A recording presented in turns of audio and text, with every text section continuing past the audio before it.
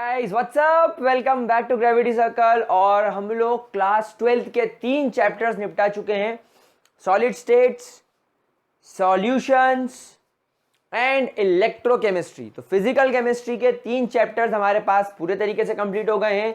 And guys आज की class से हम लोग स्टार्ट करेंगे हमारा नया chapter, that is chemical kinetics. आज से हम लोग स्टार्ट करने वाले हैं हमारा नया चैप्टर जिसका नाम है केमिकल काइनेटिक्स। नाउ गाइस, इस चैप्टर को शुरू करने से पहले एक बहुत छोटी सी बात बता दूं। अगर आप इस चैप्टर को अच्छे तरीके से करना चाहते हो तो बच्चों ये चैप्टर आप लोगों को बोर्ड एग्जाम्स हो, जेई एग्जाम्स हो या नीट हो, आपको फुल मार्क्स दिलाने की कैपेसिटी रखता है। क्योंकि जिस तरीके से हम इस चैप्टर की बात करें, इसमें बहुत लिमिटेड चीजें हैं, बहुत ज्यादा लिमिटेड फॉर्मूलेज हैं, बहुत ज्यादा लिमिटेड तरीके से क्वेश्चन सॉल्व करने की टेक्निक्स है। तो यहां पर इस चैप्टर को आप लोग आज ही खुद से डिसाइड करो कि अगर आप मृत्युंजय सर के साथ ग्रेविटी सर्कल पर केमिकल काइनेटिक्स शुरू कर रहे हो तो उसे खत्म भी करो। अगर आपने ये प्लेज लेकर इस चैप्टर को पढ़ना स्टार्ट करा तो I repeat and I assure you guys कि ये चैप्टर आप लोगों को बहुत अच्छे मार्क्स दिलाएगा। देखो, क्लास 12th बोर्ड के अंदर फिजिकल केमिस्ट्री वाला ये आखिरी चैप्टर है जिसमें न्यूमेरिकल्स बन सकते हैं। इसके बाद जब सरफेस केमिस्ट्री आएगा तो वो फिजिकल केमिस्ट्री का पार्ट होने के बावजूद प्योर थियोरेटिकल रहेगा। तो this is the last chapter which includes calculation. ठीक है प्यारे बच्चों, चलिए तो केमिकल काइनेटिक्स की बात करते हैं। What is chemical kinetics? हम लोग यहां पर केमिकल काइनेटिक्स की बात स्टार्ट करते हैं। What is chemical kinetics? तो देखो बच्चों, अपन केमिकल काइनेटिक्स समझने से पहले एक बहुत बेसिक सी बात मैं आपके साथ में करता हूं कि मान लीजिए अगर आपके पास में एक केमिकल रिएक्शन है, ठीक है, मान लो कि अपने पास में एक केमिकल रिएक्शन हो रही है। अब ये केमिकल रिएक्शन के बारे में मैं क्या क्या इंफॉर्मेशन निकाल सकता हूं? देखो, we all know chemistry is all about chemical reactions, chemistry is all about atoms and molecules and chemistry is all about कि किस तरीके से एक एलिमेंट या एक कंपाउंड केमिकल रिएक्शन में पार्टिसिपेट करके खुद को दूसरे कंपाउंड के अंदर कन्वर्ट कर सकता है। तो यहां पर बेसिकली हम लोग ये बात करने वाले मेरे लाडले बच्चों कि एक केमिकल जो रिएक्शन होती है, उस केमिकल रिएक्शन जो हो रही है उसके बारे में आप क्या क्या पढ़ सकते हो। तो प्यारे बच्चे मेरे, सबसे पहले किसी भी केमिकल रिएक्शन के बारे में थर्मोडायनेमिक्स के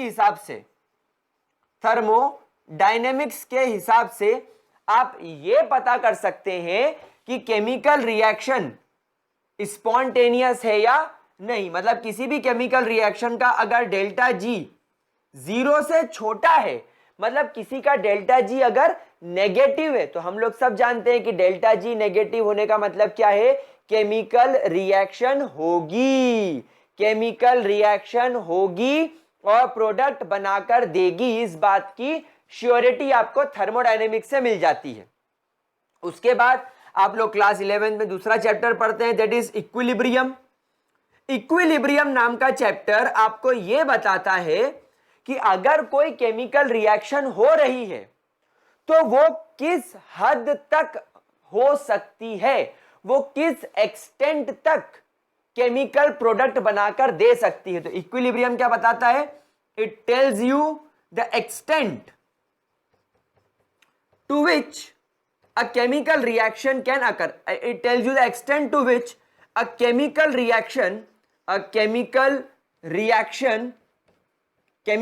रिएक्शन कैन अकर। प्यारे बच्चे, ये दोनों बातें आप लोग क्लास 11 में सीख कर आए हैं और ये डेल्टा जी वाली बात का यूज अभी हम लोगों ने इलेक्ट्रोकेमिस्ट्री में भी किया है, आपको समझ में आया होगा। इक्विलिब्रियम के अंदर मैं आपको बात बताता हूं, आप लोगों ने देखा होगा इक्विलिब्रियम के अंदर क्या होता है। फॉर एग्जांपल, अगर एक केमिकल रिएक्शन है, A प्लस बी कंबाइन होकर C बना रहा है, तो अभी आपको दिख रहा है कि रिएक्शन फॉरवर्ड डायरेक्शन में जा रही है, लेकिन एक टाइम पीरियड के बाद हम लोग जानते हैं कि इक्विलिब्रियम अचीव हो जाता है। मतलब कि ये इस स्टेट में आने के बाद जितनी जल्दी A और B कंबाइन होकर C बनाते हैं, उतनी ही जल्दी C टूटकर वापस से आपको A और B बना कर देता है। मतलब यहां पर अब क्या हो गया? यहां पर इक्विलिब्रियम आ गया। जैसे ही A और B जुड़े, कंबाइन हुए और C बनाया, वैसे ही पहले से बना हुआ C टूटकर वापस AB बना लेगा, that is called as equilibrium. तो आपको ये चैप्टर ये बताता है कि जब ये इक्विलिब्रियम वाली कंडीशन आती है तो ये कब आती है। ये सिचुएशन आप लोग हमेशा ध्यान रखना, कभी भी 50% पर नहीं आती कि ये 50% खत्म हो गया, A B भी 50% खत्म हो गया और C भी 50% बन गया, अब इक्विलिब्रियम आ गया। ऐसा नहीं होता, हर रिएक्शन के लिए ये अलग अलग होता है। हो सकता है कभी कभी इक्विलिब्रियम कब अचीव हो, जब ये 10% बचे, ये 10% बचे और प्रोडक्ट 90% बन जाए, अब इक्विलिब्रियम आ गया। अब इक्विलिब्रियम आने का मतलब क्या हुआ कि जब A और B पूरा 90% कंज्यूम हो गया और C 90% बन गया, अब इक्विलिब्रियम आ गया। अब जैसे ही 1% A और 1% B जुड़े तो 1% C बना, तो अब ये बचा 9%, ये बचा 9% और ये हो गया 91%। लेकिन क्योंकि हम लोगों ने इस पॉइंट पर इक्विलिब्रियम अचीव कर लिया है, वापस से क्या होगा, तुरंत 1% C टूट जाएगा और 1% C के टूटने के बाद 1% A और 1% आपको B वापस बनाकर दे देगा, यानी कंडीशन फिर ऊपर जैसी हो जाएगी। क्या ये बात समझ पा रहे हो आप लोग? तो this is called as equilibrium. तो इक्विलिब्रियम आपको बताता है कि एक केमिकल रिएक्शन कितने एक्सटेंट तक कंप्लीट हो सकती है और कब वो इक्विलिब्रियम अचीव कर सकती है, या इक्विलिब्रियम अचीव कर भी सकती है या नहीं। जरूरी नहीं कि दुनिया की सारी केमिकल रिएक्शन क्या करे, इक्विलिब्रियम दे। तो क्या ये दोनों पॉइंट्स किसी भी केमिकल रिएक्शन के बारे में समझ में आया? नाउ आपने ये सीख लिया कि रिएक्शन होगी या नहीं डेल्टा जी से। अगर डेल्टा जी नेगेटिव है तो होगी, डेल्टा जी पॉजिटिव है तो नहीं होगी। आपको मेहनत करके उसको करना पड़ेगा। If delta G is negative, reaction is spontaneous. If delta G is positive, it is non spontaneous. आपको करवानी पड़ेगी।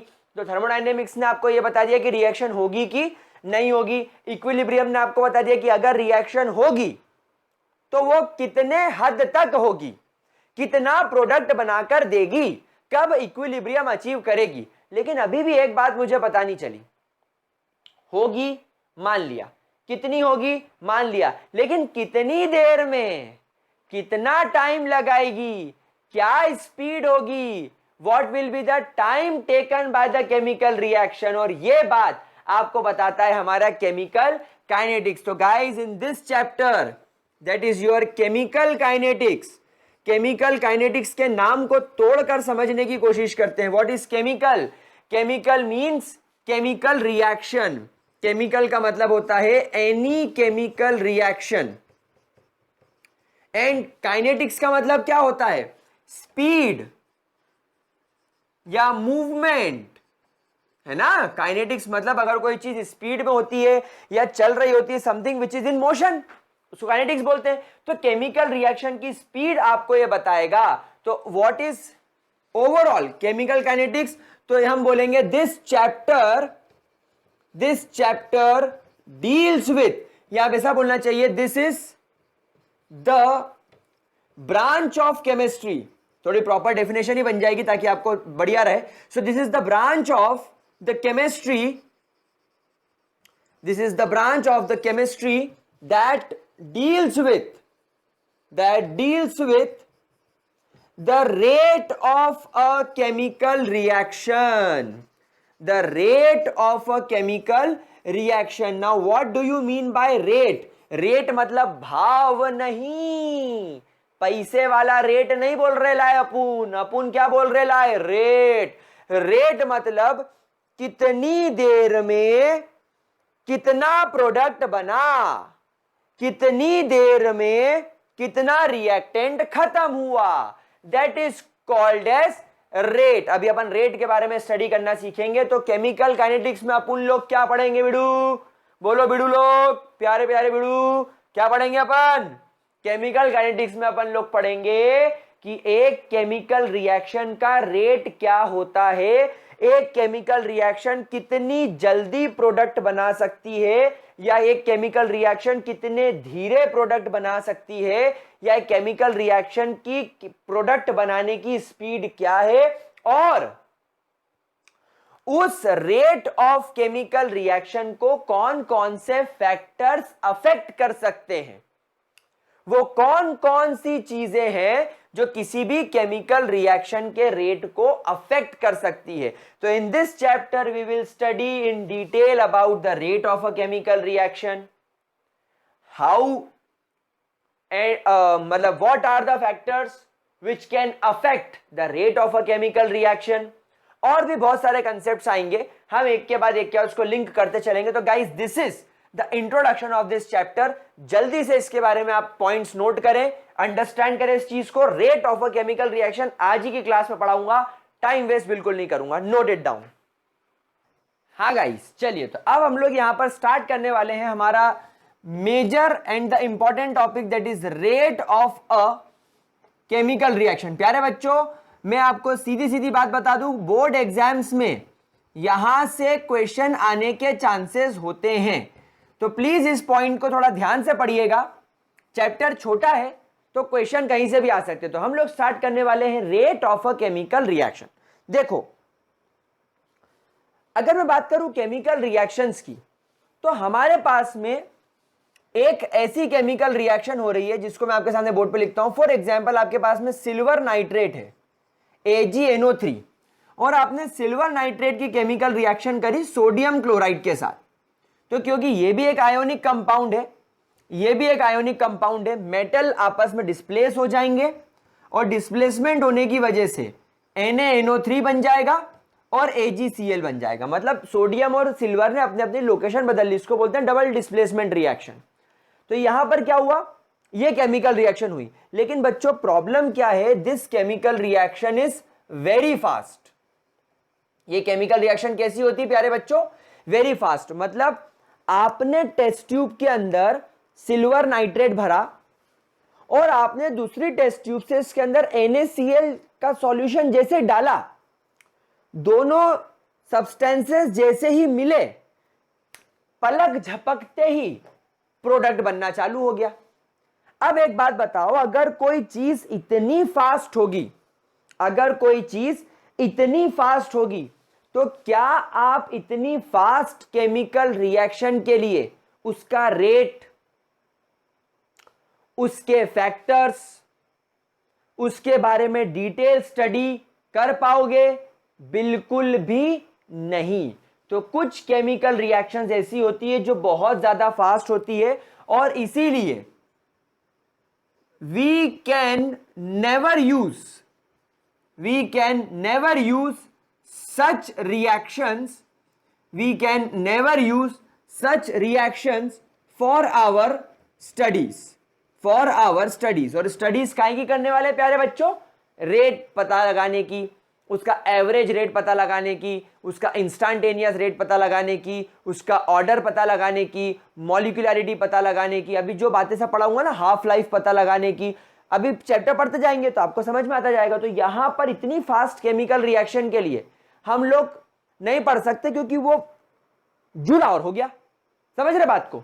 देन नेक्स्ट केमिकल रिएक्शन होती है अपने पास में, हम लोग पिछली क्लास में इलेक्ट्रोकेमिस्ट्री में पढ़ के आए, दैट इज कोरोजन। कोरोजन में हम लोग क्या पढ़ के आए हैं, रस्टिंग ऑफ आयरन। अब प्यारे बच्चों, हम लोग देख चुके हैं, हम लोग सब लाइफ में, हमारी डे टू डे लाइफ में देखते भी हैं कि जो रस्टिंग ऑफ आयरन होता है वो कितनी ज्यादा स्लो प्रोसेस होती है। तो हम लोग सब ध्यान रखेंगे, it is a very slow process. अब एक बात बताओ, अब आपका दिमाग खराब होगा कि नहीं, अपुन तो कोरोजन की स्टडी करेगा, अपुन उसके रेट के बारे में स्टडी करेगा, अपुन तो करके ही रहेगा। तो कर लो, लगाओ बढ़िया खाट, लगाओ बढ़िया चटाई और बैठ जाओ लोहे के नीचे, देखते रहो हो रहा है कोरोजन, हो रहा है क्या, अरे यार हुआ ही नहीं, आज का दिन तो वेस्ट गया। अगले दिन फिर देख रहे हो कोरोजन हुआ, जैसे लगान पिक्चर में बारिश की रानी तकते थे, घने न घिरे घिरे आए बदला, वैसे करते चलो तुम, घने न जंग जंग लगा क्या भैया, लगेगा ही नहीं, बहुत टाइम लगेगा, सालों साल बीत जाएंगे, क्योंकि ये बहुत स्लो प्रोसेस है। तो क्या इतने फोकटे हैं हम, आर वी दैट मच फोकटे? नहीं। तो हम लोग इतनी स्लो प्रोसेस के लिए भी क्या करेंगे, ना तो ये केमिकल रिएक्शन का इस्तेमाल करेंगे, ना तो ये केमिकल रिएक्शन का इस्तेमाल करेंगे। तो फिर करे क्या, अरे तो क्या करें, गाड़ी वाला आया घर से कचरा निकाल। तीसरे रिएक्शन के बारे में बात करेंगे जो कि मॉडरेट स्पीड पर होती है, which takes place at a moderate rate. Moderate का मतलब मीडियम, मीडियम मतलब ना बहुत जल्दी फास्ट ना बहुत जल्दी स्लो। फॉर एग्जाम्पल, जब आप नाइट्रोजन गैस को हाइड्रोजन गैस के साथ कंबाइन करते हो in presence of some catalyst, तो यहां पर क्या होगा, ये अमोनिया गैस के अंदर कन्वर्ट हो जाएगा and this chemical reaction takes place at a moderate rate. तो याद रखिएगा बच्चों, such chemical reactions are best, such reactions are best, I repeat, such chemical reactions are best for such studies. ऐसी studies के लिए, इस तरीके की स्टडीज के लिए such chemical reactions are best. तो सबसे पहले तो आप लोग इस बात का ध्यान रखेंगे कि अब हम लोग इस चैप्टर के अंदर जो भी केमिकल रिएक्शन पढ़ेंगे वो मॉडरेट स्पीड वाली पढ़ेंगे और उसी के थ्रू हम लोग सभी केमिकल रिएक्शंस के रेट के बारे में पता लगा लेंगे। ठीक है, चलिए ये चीज क्लियर है। नाउ आगे बढ़ते हैं और अब रेट ऑफ केमिकल रिएक्शन की तरफ चलते हैं। जो टॉपिक हमें पढ़ना है हम उसी की तरफ चलते हैं और उसी की बात करना स्टार्ट करते हैं। नाउ प्यारे बच्चों, एक बात समझो, अपन सबसे पहले क्या करते हैं, एक हाइपोथेटिकल केमिकल रिएक्शन को इमेजिन करते हैं। Let's imagine a hypothetical chemical reaction. एक आर नाम का अपने पास में रिएक्टेंट है, एक अपने पास में आर नाम का रिएक्टेंट है जो पी नाम के प्रोडक्ट के अंदर कन्वर्ट होना चाहता है। लॉकडाउन में मैं आप लोगों से खाने पीने की बात नहीं करना चाहता, बट ना चाहते हुए भी मैं अपने आप को रोक नहीं पाऊंगा। आर आपका रॉ मटेरियल है, यानी पिज्जा का बेस है, पिज्जा के ऊपर पिज्जा सॉस है, कटी हुई शिमला मिर्ची है, कटे हुए टमाटर है, कटा हुआ प्याज है, कटे हुई शिमला मिर्ची अलग अलग कलर वाली है, फिर ऑलिव्स हैं, मोज़रेला चीज है, अमूल के चीज स्लाइस हैं, ऑरिगेनो है, रेड चिली फ्लेक्स है। अभी ये सब अलग अलग है। आपको बहुत तेज भूख लग रही है, क्या आप कच्चा पिज्जा का बेस खा लोगे? नहीं। क्या आप कच्चे टमाटर खा लोगे? नहीं। क्या आप कच्चे ऑलिव्स खा लोगे? नहीं। क्या आप ऑरिगेनो को ऐसे ऐसे मुंह में फक्का मार लोगे विमल की तरह, बोलो जुबा केसरी? नहीं, क्योंकि अभी सब क्या है, कच्चा है। तो अभी जब भूख लगी तो आपने सोचा कि पिज्जा बनाते हैं। जब आपने सोचा पिज्जा बनाते हैं तब आपके पास में जो रॉ मटेरियल है वो 100% है, सब कच्चा है। पिज्जा का बेस कच्चा है, मसाले कच्चे हैं, सब्जियां कच्ची है, सॉस कच्चा है। तो क्या इस समय मैं बोल सकता हूं कि खाने लायक पिज्जा है? नहीं। खाने लायक पिज्जा कितना है प्यारे बच्चों? 0%। अब आपने क्या करा, फटाफट से पिज्जा बेस लाए, उसमें छेद करे, ऊपर से सॉस लगाया, चीज डाला, सब्जियां डाली, मसाला डाला, फिर ऊपर से मोज़रेला चीज ग्रेट करा। अब पिज्जा दिख रहा है, पिज्जा दिख रहा है। आपने अब उसको क्या करा, उठा के अवन में रख दिया। अवन में रखते रखते आपने देखा कि 5 मिनट बीत गए। 5 मिनट बीत गए, ऊपर का चीज मेल्ट होने लगा, थोड़ा थोड़ा मसाला पकने लगा। मतलब अब कच्चे रिएक्टेंट की क्वांटिटी कम होने लगी। मैं कहता हूं 10% जो कच्ची चीजें थी, थोड़ा सा पिज्जा का बेस सीख गया होगा, थोड़ी सी सब्जियां सीख गई होगी, थोड़ा सा चीज मेल्ट हो गया होगा, थोड़ा सा सॉस पक गया होगा। तो अब मैं कहता हूं कि मेरे पास में खाने लायक पिज्जा 10% हो गया है। मतलब अब मैं इस कंडीशन में हूं कि मैं पिज्जा खा सकता हूं। आपका माइक्रोवेव से आवाज आई टी टी टी, क्योंकि आपने 5 मिनट का टाइमर लगाया था। आपने माइक्रोवेव खोल के देखा, पिज्जा को चेक करा, हाँ खाने लायक हो गया। एक उंगली लगाई, चाट ली। क्या करा, उंगली निकाली, चाट ली। क्यों? क्योंकि जो चीज था वो मेल्ट हो गया। मतलब 10% जो खाने लायक चीज थी वो आपने निकाल के टेस्ट कर ली। मतलब अभी आप अब धीरे धीरे उसको खाना शुरू कर सकते हो, लेकिन अभी भी पूरी तरीके से पिज्जा बना नहीं है। आपने फिर 5 मिनट का टाइमर लगा दिया, अब शुरू से इसका टाइम हो गया 10 मिनट। अब क्या हुआ, अब आपने देखा कि 70% रॉ मटेरियल बचा, 30% पिज्जा तैयार हो गया। समझ में आ रही है बात? फिर आपने बोला नहीं यार अभी भी पका नहीं है, चलो 10 मिनट 5 मिनट का टाइमर और लगा देते हैं। अब 15 मिनट हो गए, अब आप देख रहे हैं कि 30% कच्चा बचा है, 70% पक गया। बस अब बेस बेस सीखना बाकी है। और आपने देखा कि अल्टीमेटली 20th मिनट पर 20 मिनट में आपका रिएक्टेंट 0% बचा, मतलब कच्ची सब्जी वब्जी कुछ नहीं बची, और 100% पिज्जा खाने के लायक हो गया। बोलो पिज्जा वाले भैया की जय। मतलब क्या हुआ, पिज्जा तैयार हो गया। समझ में आ रही बात आपको? तो आपने क्या किया, आपने यही की यही चीज है केमिकल रिएक्शन के फॉर्मेट में करी। शुरुआत में आपने कुछ रिएक्टेंट लिए, उनको मिलाया और केमिकल रिएक्शन लगा दी। उस समय जीरो होता था क्योंकि उस समय आपने रिएक्शन शुरू नहीं की थी, उस समय आप रिएक्शन शुरू करने की शुरुआत में थे। तब रिएक्टेंट 100% था और प्रोडक्ट 0% था। अब आपने वो जो रिएक्शन करनी है आपने उसका पूरा सेटअप लगाया, नीचे से फ्लेम लगाई या आग वाग जो भी लगाई, और रिएक्शन होने लगी, वो उबलने लगा। धीरे धीरे धीरे धीरे धीरे धीरे जैसे टाइम आगे जाता गया, 5 मिनट 10 मिनट 15 मिनट 20 मिनट, आप देख रहे हो कि रिएक्टेंट की मात्रा कम होने लगी और प्रोडक्ट की मात्रा बढ़ने लगी। एट द 20th मिनट आपका रिएक्टेंट पूरी तरीके से खत्म हो गया और प्रोडक्ट पूरी तरीके से बन गया। तो this is the end of a chemical reaction. तो मैं कहूंगा this is the initial point and this is the final point. क्या बात आप लोगों को समझ में आ रही है मेरे प्यारे बच्चों? क्या इसके अंदर किसी भी तरीके की कोई दिक्कत? तो यहां पर इस एग्जाम्पल से आप मुझे बताइए आप क्या क्या चीजें यहां पर कोट कर सकते हो। आप बोल सकते हो विथ टाइम। विथ टाइम का मतलब है जैसे जैसे टाइम आगे बढ़ता जा रहा है concentration of reactant decreases. Reactant का कंसंट्रेशन क्या होता जाता है प्यारे बच्चों? आप देखो डिक्रीज होता जा रहा है। खुद भी आप समझ रहे हो इस चीज को। अपन ने अभी पिज्जा बनाया है तो हमें ये चीज समझ में आ रही है। और क्या हो रहा है? और ये हो रहा है and concentration of product increases.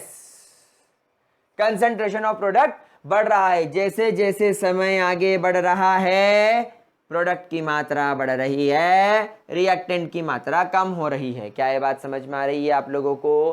क्या इसके अंदर कोई दिक्कत? क्या इसके अंदर कोई परेशानी? क्या इसके अंदर किसी भी तरीके की कोई दिक्कत? पक्की बात, ध्यान से देखें। तो अब आप लोग रेट को कैसे डिफाइन करेंगे? What will be the rate? तो रेट को आप दो तरीके से लिख सकते हैं। पहला, डिक्रीज इन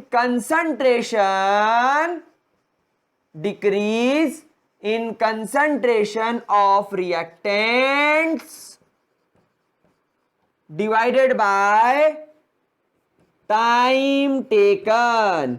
कितना समय लग रहा है, कितना टाइम लग रहा है केमिकल रिएक्शन में रिएक्टेंट की मात्रा को कम करने का। तो रेट का मतलब होता है decrease in concentration of reactant with respect to time. कितना समय लगा रिएक्टेंट की मात्रा को कम करने में, या मैं ऐसा भी कह सकता हूं कितनी मात्रा रिएक्टेंट की कम हुई और उसको करने के लिए कितना टाइम लगा। फॉर एग्जाम्पल 100% से 0% आ गया तो decrease in concentration of reactant कितना हो गया? 100 माइनस 0, मतलब 100% रिएक्टेंट कम हो गया। कितना टाइम लगा? 20 मिनट्स डिवाइडेड बाय 20। क्या बात समझ में आ रही है? अच्छा, मैंने यहां पर डिक्रीज क्यों मेंशन करा? क्योंकि रिएक्टेंट की क्वांटिटी डिक्रीज हो रही है। अच्छा, एक तरीके से रेट को आप और डिफाइन कर सकते हो। भाई एक बात समझो, ऐसा कभी आपने देखा है कि आपने पिज्जा बनाने के लिए रॉ मटेरियल पूरी तरीके से पकने में 20 मिनट लग रहे हैं? मतलब आपका पिज्जा जो आपने कच्ची सब्जियां वगैरह जो सब कुछ रखी थी, पिज्जा का बेस वगैरह रखा था, उसको पकने में 20 मिनट लग रहे हैं। लेकिन पिज्जा 10 मिनट में तैयार हो गया। अबे ये कैसे होगा? सोचो, मतलब पिज्जा को पकने में 20 मिनट लग रहा है लेकिन पिज्जा 10 मिनट में तैयार हो गया। कैसे? This is impossible, this is impossible. मतलब जितनी स्पीड से कच्ची सब्जियां पकेगी उतनी ही स्पीड से आप लोगों को पकी हुई चीजें मिलेगी। अबे जितनी स्पीड से एक चीज कम होगी उतनी स्पीड से दूसरी चीज बढ़ेगी ना। आप बात समझ रहे हो ना? मतलब ऐसा तो नहीं होगा कि आपने फॉर एग्जांपल वो मैगी बनाने गए, मैगी बनाने में 2 मिनट लग रहे हैं, मतलब कच्ची मैगी पूरी तरीके से उबल के खाने लायक 5 मिनट में हो रही है, लेकिन वो मैगी 2 मिनट में बनके तैयार हो रही है। इम्पॉसिबल है। कैसे पॉसिबल होगा? मतलब जितनी स्पीड से रिएक्टेंट कम होगा प्यारे बच्चों उतनी स्पीड से प्रोडक्ट बनेगा। तो या तो आप रेट को ऐसे डिफाइन कर दो, कैसे कि भैया जितनी रिएक्टेंट की मात्रा कम हो रही है विथ रिस्पेक्ट टू टाइम वो आपकी केमिकल रिएक्शन का रेट है। मतलब जितनी जल्दी या जितना टाइम रिएक्टेंट की मात्रा कम होने में लगा रही है वो केमिकल रिएक्शन का रेट है। मतलब जितने टाइम में रिएक्टेंट खत्म होगा मैं समझ जाऊंगा उतने टाइम में प्रोडक्ट बनेगा। अंडरस्टूड? और या तो आप इसको ऐसे कर दो, increase in concentration of product, increase in concentration of product, यानी आप प्रोडक्ट कितनी जल्दी इंक्रीज हो रहा है विथ रिस्पेक्ट टू टाइम, यानी प्रोडक्ट को बनने में कितना टाइम लग रहा है। भाई सीधी सी बात है, प्रोडक्ट को बनने में भी 20 मिनट लग रहे हैं, डिवाइडेड बाय 20, प्रोडक्ट बन कितना रहा है 100%, तो 100 डिवाइडेड बाय 20, खत्म बात। 100 डिवाइडेड बाय 20, खत्म बात। रिएक्टेंट कितना डिक्रीज हो रहा है 100 से 0, तो 100 डिवाइडेड बाय टाइम टेकन यानी 20, तो इसका जितनी स्पीड से कम हो रहा है उतनी स्पीड से बढ़ रहा है। तो रेट को आप किसी भी तरीके से डिफाइन कर सकते हो, that is increase in the concentration of product with respect to time और decrease in the concentration of reactant with respect to time। क्या बात समझ में आ गई मेरे प्यारे बच्चों को? क्या इसके अंदर किसी भी तरीके की कोई भी प्रॉब्लम तो नहीं? पक्का? चलिए इसका जरा स्क्रीनशॉट ले लीजिए ताकि मैं इस चीज को रब करके आप लोगों को एक ग्राफिकल फॉर्मेट से इसका एक्सप्रेशन निकालना सिखा दूं। चलिए तो आई एम रबिंग दिस। अब हम लोग यहां पर फटाफट से ग्राफ बनाएंगे और मेरे प्यारे बच्चों को बहुत अच्छे तरीके से सिखाएंगे कि क्या करना है। अभी तक समझ में आ गया इतनी चीज? कोई दिक्कत? किसी को आई डोमिनोज पिज्जा हट की याद? कमेंट सेक्शन में कोई नहीं लिखेगा this video was sponsored by Domino's. साला एक फ्री का पिज्जा नहीं देता, काहे को स्पॉन्सर करें हम? चलिए तो यहां पर मैं 2 ग्राफ बना रहा हूं। पहला ग्राफ आप देखेंगे, ये ग्राफ में यहां पर हम लोग लिख रहे हैं टाइम। टाइम हम लोग यहां पर सेकेंड्स में लेकर चल रहे हैं प्यारे बच्चों। यहां पर हम लोग लिख रहे हैं कंसंट्रेशन, और कंसंट्रेशन की यूनिट क्या होती है? मोल्स पर लीटर प्यारे बच्चों, moles per litre and second. प्यारे बच्चों यूनिट बनाना सिखा रहा हूं, यूनिट बनाना सिखा रहा हूं, तो ध्यान से इस चीज को पढ़ेंगे, ठीक है? तो यहां से आप देख रहे हो क्या बढ़ रहा है? टाइम। और यहां से ऊपर क्या बढ़ रहा है? कंसंट्रेशन। बोलो हाँ, समझ में आई बात? कोई दिक्कत, कोई परेशानी? ठीक है। यहां पर टाइम कितना होएगा? 0। तो जब बेटा टाइम 0 होगा तो अपन इस चीज को रिएक्टेंट के लिए करके देखते हैं। ये ग्राफ काहे के लिए बना रहे हैं? रिएक्टेंट के लिए। मतलब हम लोग यहां पर जो कंसंट्रेशन चेक कर रहे हैं वो किसका कर रहे हैं? रिएक्टेंट का कर रहे हैं। ध्यान से देखेंगे, जब टाइम 0 होगा आई से कि रिएक्टेंट का कंसंट्रेशन मैक्सिमम होगा। भाई नो डाउट, जब टाइम 0 होता है तब रिएक्टेंट की मात्रा ही सबसे ज्यादा होती है। रिएक्टेंट कितना होता है? 100% होता है, कोई डाउट? अभी 2 सेकंड पहले देखा था। अब जैसे जैसे टाइम आगे बढ़ रहा है, जैसे जैसे टाइम आगे बढ़ रहा है, आप देख पाएंगे कि रिएक्टेंट की मात्रा लगातार कम हो रही है, कम हो रही है, और एक टाइम पीरियड के बाद उसने इक्विलिब्रियम अचीव कर लिया। भाई इक्विलिब्रियम तो अचीव करेगी कोई भी केमिकल रिएक्शन। 2 कंडीशन हो सकती है इक्विलिब्रियम अचीव करने की, 2 कंडीशन हो सकती है। पहली कंडीशन क्या? कि रिएक्टेंट का कंसंट्रेशन ही 0 हो जाए, और दूसरा क्या? कि रिएक्शन ने इक्विलिब्रियम अचीव कर लिया हो।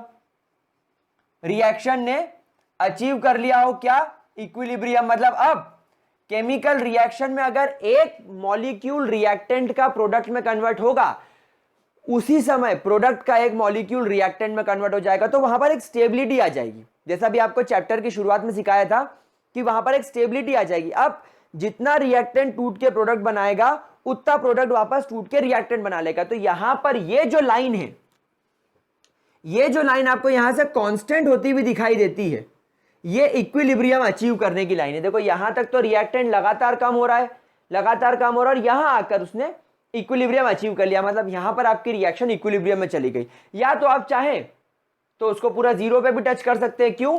क्योंकि यहां पर अगर टाइम जीरो है तो यहां पर कंसंट्रेशन भी जीरो है। मतलब अगर आपकी केमिकल रिएक्शन पूरी तरीके से खत्म हो जाती है तो आप ग्राफ को नीचे भी टच कर सकते हो। मैंने ग्राफ को नीचे टच नहीं करा है क्योंकि मैंने वहां पर इक्विलिब्रियम शो किया है। ठीक है, नाउ लेट्स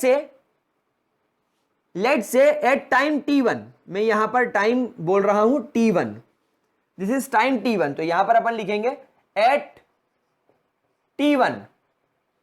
मैं यहां पर इस ग्राफ को अगर प्लॉट करूं तो मुझे यहां पर वैल्यू मिल रही है c1 at time t1। The concentration of reactant is c1। क्या है बात समझ में आई? मतलब जब टाइम t1 रहेगा कंसंट्रेशन कितना रहेगा? c1। तो यहां पर अपन इसको लिख देते हैं c1। चलो टाइम बीता, अपन यहां पहुंच जाते हैं। चलो ये यहां पर बना लेते हैं, this is your time t2। भाई मेरे को तो मॉनिटर करना है, तो मैंने अब अगला टाइम जो मॉनिटर करा वो ये करा, यहां पर मैंने मार्क किया कंसंट्रेशन, ये हो गया c2। So at t2 concentration of reactant is c2। बोलो t2 भैया की जय। समझ में आ रही बात? So at t1 concentration c1, t2 c2, t1 c1, t2 c2। बोलो हाँ, समझ में आ रही बात आप लोगों को? अब क्या आप ग्राफ में मुझे एक बात देखकर बता सकते हैं कि टाइम t1 बड़ा है कि t2? भाई टाइम यहां से आगे बढ़ रहा है तो ये 0 होगा, तो ये 5 मिनट होगा या 5 सेकेंड होगा, ये 10 सेकेंड होगा, ये 20 सेकेंड होगा, ये 30 सेकेंड होगा, ये 40 सेकेंड होगा, ये 50, ये 60, ये 70। मतलब जैसे जैसे आप आगे बढ़ रहे हो टाइम बढ़ रहा है। तो एक पॉइंट अब यहां नोट करेंगे, that t1 is smaller than t2, यानी t1 टाइम के मुकाबले t2 टाइम बड़ा है। यस और नो? दूसरी बात, जब अपन c1 की बात करेंगे तो बेटा c1 यहां पर ग्राफ में ऊपर है, तो अगर ये 0 होगा तो हो सकता है ये 10 हो, ये 20 हो, ये 30 हो, ये 40 हो, ये 50 हो, ये 60 हो। तो यहां पर आप देख रहे हैं कि c1 c2 से बड़ा है, तो c1 is greater than c2। क्या बात समझ में आ गई मेरे प्यारे बच्चों को? क्या इसके अंदर कोई भी, आई रिपीट, कोई भी परेशानी तो नहीं है? ठीक है, नाउ आपको एक बात मैं सिखाता हूं। यहां पर अब मैं आपको एक नई टर्म इंट्रोड्यूस कर रहा हूं, that is average rate of a reaction. क्या सिखा रहा हूं? Average rate of a reaction. Now प्यारे बच्चों, एवरेज रेट का मतलब समझो। आप किसी भी चीज का एवरेज कैसे लेते हो? फॉर एग्जाम्पल एक क्लास में 100 बच्चे हैं, 100 बच्चे हैं, और 100 बच्चों में से किसी का वेट 40 है। चलो एक क्लास में 5 बच्चे, अपन ऐसा मानते हैं एक क्लास में कितने बच्चे हैं? 5। एक का वेट 10 किलो, एक का वेट 15 किलो, एक का वेट 20 किलो, एक का वेट 25 किलो और एक का वेट 30 किलो। तो आप क्या करोगे? इन पांचों के वेट का सम कर दोगे और उसको 5 से डिवाइड कर दोगे, तो आपको एक स्टूडेंट का एवरेज वेट पता चल जाएगा, उस क्लास का एवरेज वेट पता चल जाएगा। ठीक उसी तरह अगर मुझे average rate of a chemical reaction निकालना है तो यहां पर मैं क्या करूंगा? जो टाइम टेकन होगा उसको मैं स्पेसिफिक कर दूंगा। मतलब मुझे t1 से t2 के बीच में कितना कंसंट्रेशन के अंदर चेंज आया, that will be called as average rate of a chemical reaction. यानी रेट ऑफ या decrease in the concentration of reactant at a given time period is called as average rate of a chemical reaction. Now guys, यहां पर अगर एक बात अपन देखें तो यहां पर आप एवरेज निकालने के लिए हमेशा एक बात का ध्यान रखिएगा, आप हमेशा final concentration minus initial concentration लिखेंगे upon final time minus initial time लिखेंगे। क्या यह बात समझ में आ रही है? तो जरा मुझे बताएं फाइनल टाइम क्या है? हम बोलेंगे सर C2 फाइनल टाइम है, आई मीन फाइनल कंसंट्रेशन है, एंड C1 इनिशियल कंसंट्रेशन है। ठीक उसी तरह T2 is your final time and T1 is your initial time. तो यहां पर फाइनल माइनस इनिशियल लिखना है। तो बताइए फाइनल कंसंट्रेशन क्या है? C2। आप बताइए इनिशियल कंसंट्रेशन क्या है? C1। फाइनल टाइम क्या है? T2। इनिशियल टाइम क्या है? T1। तो इस तरीके से आप लोग एवरेज निकाल सकते हैं। क्या इसके अंदर किसी भी तरीके की कोई प्रॉब्लम? लेकिन मेरे प्यारे बच्चों आप यहां पर देखिए C2 की वैल्यू C1 से छोटी है। मतलब अगर मैं मानूं मैथमेटिकली अपन इमेजिन करें कि अगर मान लीजिए C2 50 है तो C1 50 से बड़ा होगा, अपन 100 मान लेते हैं, डिवाइडेड बाय T1 T2 से छोटा है तो T2 अपन मान लेते हैं 50 और T1 मान लेते हैं अपन 10। तो प्यारे बच्चों 50 minus 100 will give you a negative value upon 40। मतलब यहां पर आप लोगों को C2 माइनस C1 की वैल्यू कैसे मिलेगी? You will always get a negative value. आपको हमेशा कैसी वैल्यू मिलेगी? Negative value. और क्योंकि इन दोनों में डिफरेंस किया है तो अपन नेगेटिव डेल C यहां पर लिख सकते हैं upon delta T। Now what is delta T? आप यहां पर हमेशा ध्यान रखेंगे delta T is nothing but T2 minus T1 and what is delta C is nothing but C2 minus C1 and what does this negative sign means?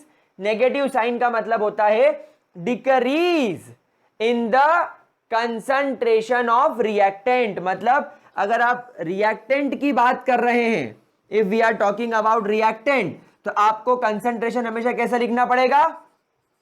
Negative में। तो यहां पर मैंने रिएक्टेंट कर दिया, रिएक्टेंट की वैल्यू मैंने नेगेटिव कर ली। ठीक है, अच्छा क्योंकि रिएक्टेंट R होता है अपन इसको R लिख देते हैं, minus del R upon del T, minus del R upon del T. प्यारे बच्चों जरा इसको नोट कर लीजिए, ये हो गया आपका average rate of reactant. Please इसको ध्यान से नोट कर लीजिए, इसका स्क्रीनशॉट ले लीजिए, फिर इसको रब करके जरा प्रोडक्ट के ग्राफ की तरफ चलते हैं। Now let's talk about the graph of product. ठीक है, पक्की बात? चलो बहुत बढ़िया। चलिए तो let's move and talk about the product. Product का क्या होगा अब आप लोगों को तो खैर समझ में आ ही गया है, तब कोई दिक्कत वाली बात नहीं है। Now you all guys understand. तो यहां पर अपन वापस से फटाफट से एक बार ग्राफ बना लेते हैं। यहां पर हम लोग जानते हैं, हम लोग टाइम की बात कर रहे हैं, टाइम हम लोग सेकेंड्स में लेकर चल रहे हैं। यहां पर हम लोग कंसंट्रेशन की बात कर रहे हैं, कंसंट्रेशन की यूनिट हमेशा मोल्स पर लीटर ली जाती है। अब क्योंकि हम लोग यहां पर बात कर रहे हैं प्रोडक्ट की, तो आप लोग सब जानते हो कि जब टाइम जीरो रहा होगा, जब टाइम जीरो रहा होगा, रिएक्टेंट का कंसंट्रेशन भी जीरो ही रहा होगा। भाई रिएक्टेंट का कंसंट्रेशन मैक्सिमम था टाइम जीरो पे। लेकिन जब प्रोडक्ट की बात करें तो जब रिएक्शन आपने शुरू ही नहीं करी है तो क्या प्रोडक्ट का कंसंट्रेशन कुछ होगा? नहीं। मतलब जब आपने मैगी बनाना चालू ही नहीं करी तो क्या खाने लायक मैगी होगी?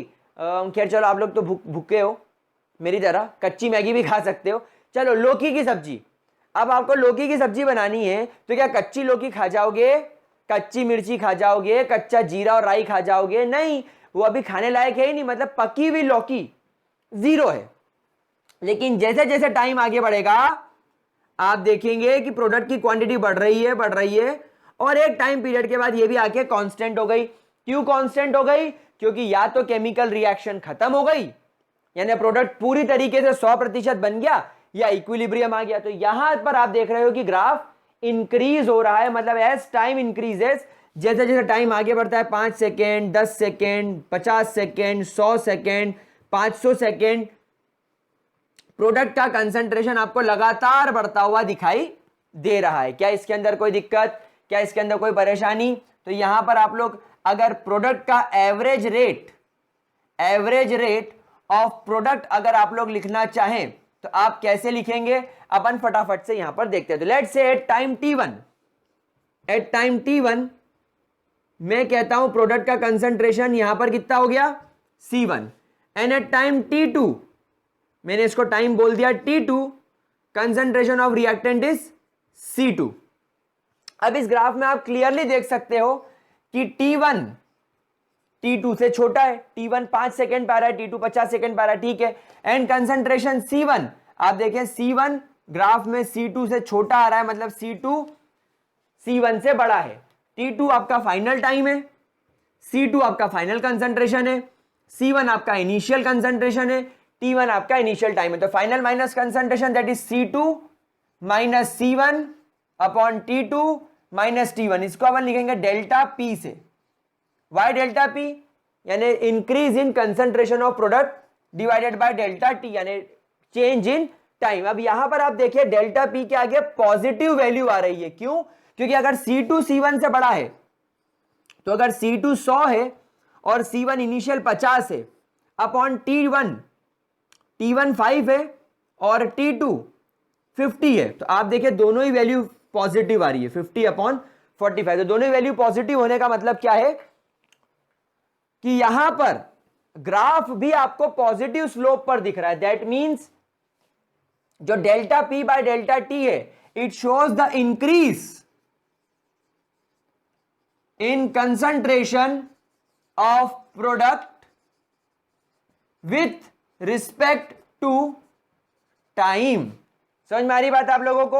और अगर अपन यहीं पर एवरेज रेट ऑफ रिएक्टेंट वापस से लिखें एक बार, ताकि अपन उसकी इक्वेशन समझ सकें, तो हम लोगों ने क्या लिखा था? C2 minus C1 upon T2 minus T1 is equal to minus del R upon del T।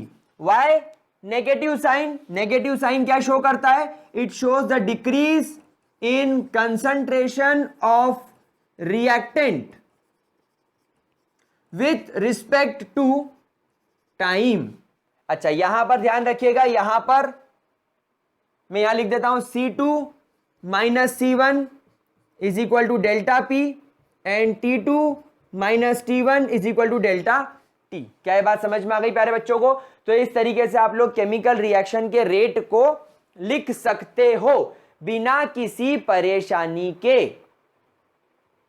तो this is the average rate of a chemical reaction, ठीक है। प्लीज बच्चों इसको ध्यान से नोट कर लीजिए, इसका स्क्रीनशॉट ले लो, जल्दी से स्क्रीनशॉट लो इसका।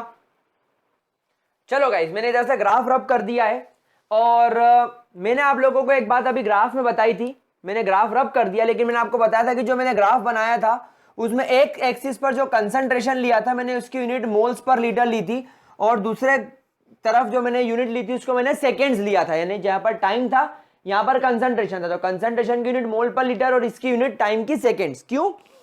सॉल्यूशन चैप्टर में हम लोग पढ़ के आए हैं, सॉल्यूशन चैप्टर के अंदर हम लोगों ने देखा है कि different concentration term, molarity, molality, इन सब का मतलब क्या था?